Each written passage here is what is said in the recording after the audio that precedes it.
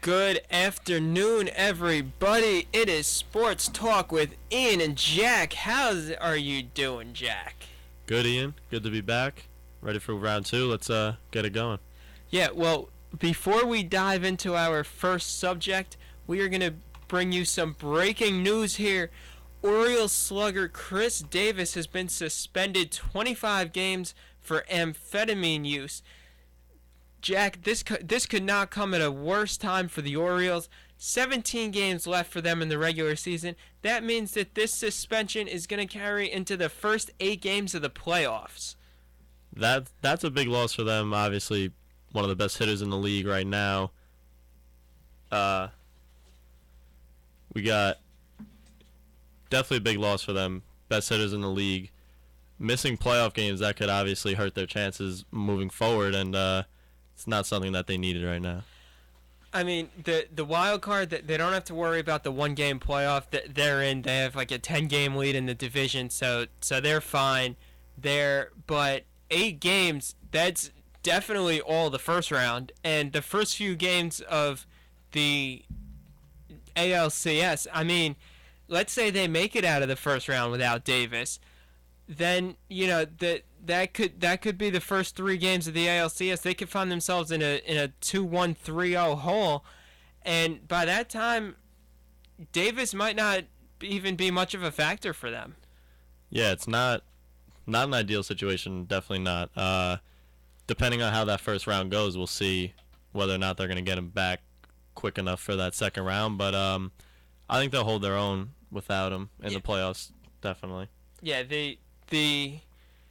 the Orioles are definitely a contender even without Davis. He's only hitting 196 this year, so he's a great power hitter, but he's struck out 173 times in 127 games so far this season. So in terms of getting on base, that's not that big of a blow. Yeah, he's a very feared hitter in that lineup, but really, I think the Orioles should certainly be able to find a way to rally around not having him and hopefully surge into the playoffs and make some noise. Yeah, definitely. It would definitely be fun to see someone step in for him, considering he hasn't been playing how he could be playing. But I mean, he's a powerhouse in that lineup, and he could strike at any time. Really, he's a game changer, but he hasn't been performing up to par this year. So without him, they've done it without him already, so they could keep going without him. Apparently, the drug that he got nailed on was taking Adderall, and he was quoted in saying, "I apologize to my teammates, coaches, the Orioles organization, and especially the fans. I made a mistake by taking Adderall. I had permission to use it in the past, but do not have a therapeutic use exemption this year. I accept my punishment and will begin serving my suspension immediately." So, at least he's stepping right up to the bat and saying, hey, I made a mistake, I apologize, and now I have to pay the consequences. It just really is unfortunate for the Orioles that it's coming at this time, because in the postseason, if he comes up in the bottom of the ninth, the other team might not be thinking, oh, he's only a sub 200 average hitter. They're going to be thinking about all those home runs that he's crushed, hence the nickname Chris Crush Davis. But so we'll see what the Orioles can do without that big bat in the lineup. Yeah, I mean, he's lucky. It says here the Adderall isn't a part of the performance-enhancing drug punishment, and that's first-time offense is 80 games, so full season for the second offense. He's lucky that it's only 25. That's true, but now jumping over to our main subject that we wanted to cover in this first segment. Speaking of suspensions, it's been the story of the week, Ray Rice. It's unfortunate that this is taking away so much from other sports stories, but it is such an important issue and has been such a big story this week that we had to touch on it in this first segment. Ray Rice, I'm sure everyone knows by now, was there was video released of him by TMZ.com on Monday stating that, or showing what happened in the elevator of the Atlantic City Casino in February, and it was the proof of Ray Rice assaulting his girlfriend and then leading to his 2-game suspension. But with this new video, he was suspended indefinitely by the NFL and released by the Ravens. Jack, what's going on there? I mean, seeing the video, any doubts that anyone had, no one can say now that it wasn't him, that maybe she caused something and forced that. Whatever the excuses people were making, it was him. The video shows he spit on her twice. There's countless amounts of staff from the hotel that had come out and made statements about how they watched him drag her out of the elevator, and they tried to stop him. They said he made a phone call after he dragged her out of the elevator, and they don't know who it was to, but all he said was, "I think I'm getting arrested tonight." And it's just it's a bad situation all around for Ray Rice. Roger Goodell even is digging himself into a big hole here. You know what it is? It's the Rice incident is unfortunate enough, and then the way that the NFL is handling it, especially Roger Goodell, they're just adding so many layers to this story that it doesn't need to be this complicated. I mean, now they're saying that there was a report, I think by the AP, that said that the NFL offices had this video in April and didn't do anything about it, and then the NFL combated that, saying that they just found out about this video on Monday when everyone else did. So I mean, the NFL is just finding ways to make themselves look bad in this situation. And when you're talking about a domestic violence case, and if you're making yourself look bad and you're not the perpetrator, that's some pretty bad PR there. Yeah, absolutely. And I mean, they had it okay. I mean, they were covering it up good, and they opened up their new domestic violence policy, which right then and there caused a little drama because Ray Rice didn't get what the domestic violence policy said he would get. Obviously, his suspension happened beforehand, but I mean, yeah, Goodell, he's not helping his cause over here right now, and like everything is, the way it seems is that the Associated Press is not lying about this, and the NFL is. I mean, the Associated Press had said that they had a 12-second voicemail from an NFL office number in April, and it was a female voice that expressed thank you and said, "You're right, it's terrible," about the video. I mean, it's like, how could they be lying? And then another thing is that the way that, like, okay, so then the NFL, after getting flack from only giving Ray Rice, before the video came out, only giving him a 2-game suspension, and then so everyone jumped on the NFL for being too lenient on Rice, and then they come up with this whole new domestic violence policy where first offense is 6 games, second offense is Lifetime ban. a lifetime ban. Then the way that right away they see this new video and they suspend Ray Rice indefinitely, like they spent this whole long process coming up with a policy, and then first time they need to look at it, they don't even use it. So then that really makes you question, how good is this policy and how much are they going to stick to it if now that they have proof, instead of extending Ray Rice's suspension to the 6 games, which I think would be legitimate, and saying, you know what, we made a mistake, now with this new evidence we can have ground for extending his suspension 4 games and making it a 6-game suspension. They're saying, you know what, we came up with this whole new policy, but we don't think it applies to this case. Well, if it doesn't apply to the Ray Rice case, then what case will it apply to? Yeah, you're definitely right. And I think now the indefinite suspension with Ray Rice being cut too, it's like it doesn't seem like he's getting a second chance this season, and I'm not saying he deserves one, but I think if they do extend the suspension, like you said, to 6 games. Even if the Ravens do still cut him, maybe someone picks him up and he serves a suspension and he can help someone out later in the season. But right now, it's not looking good for Ray Rice.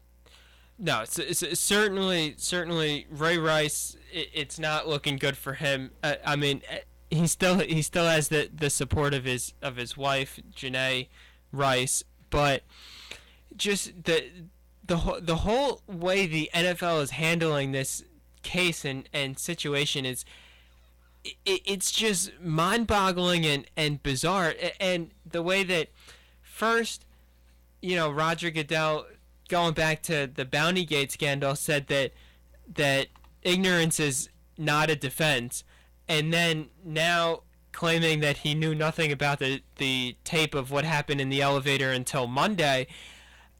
It makes you wonder, like, it seems like under Goodell, the NFL says one thing and then goes back on it between with the ignorance defense of not knowing culpability, and then jumping over also to the to changing up the policy and not having it apply to Ray Rice. It almost makes you wonder, anything Roger Goodell says, can you take it literally?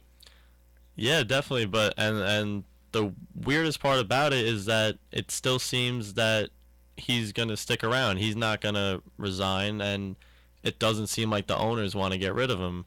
We had Jim Mara come out and say that the notion that Goodell's job is in jeopardy is a misguided notion, and he doesn't believe anyone will vote him out. And at this point, I think that's what everyone wants. I think it's because the only people that know the truth are the NFL and everyone else involved. So no one knows the truth, and they want to believe that Goodell he's not doing the right thing here, and he hasn't, from my perspective. And I think it's almost time for him to head out.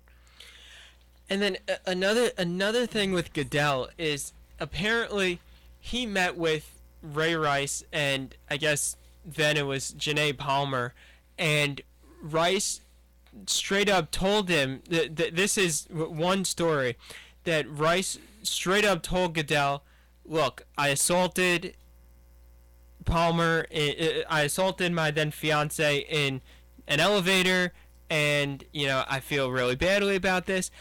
And it seems, and then I think Goodell came out and said about that meeting that he didn't fully understand.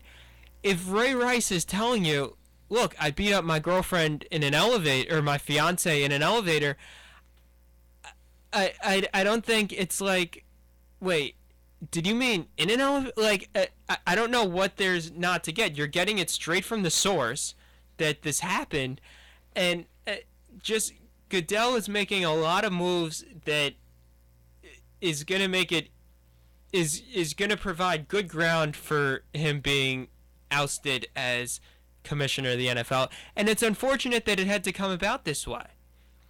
Right, and like you said, he is making ground for himself to be ousted, and I think that's maybe what's next. It's hard to say that he's not. Now they have this independent investigation into Rice with FBI Director Robert Mueller, who has been doing investigations for the NFL for as long as he's been around, and I think now they're saying there's an independent investigation going into Mueller investigating, because he's been doing, they think maybe he's in on some kind of cover-up with this whole thing. It's a really crazy situation right now.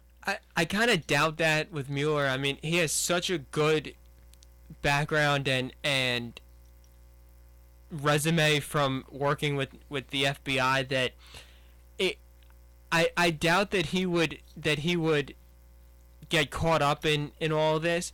But you never know.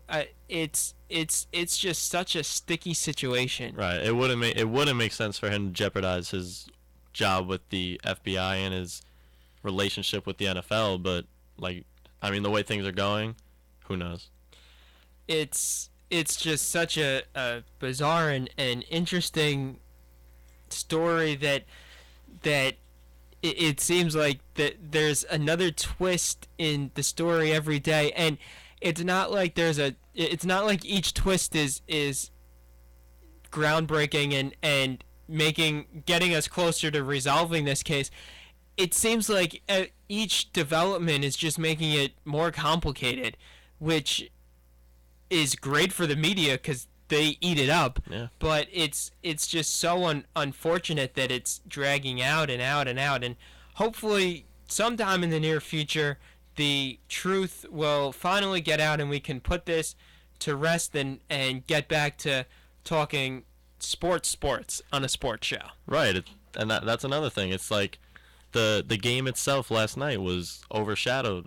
It was really overshadowed by this. The fact that one of the biggest stories from last night was the fact that people were still wearing Ray Rice's jersey to the games and saying that they still respect him. And it was even female fans were the ones that were being quoted saying they still stand by Ray Rice, which is mind-boggling, really. Look, I mean, people are still going to flock to the NFL.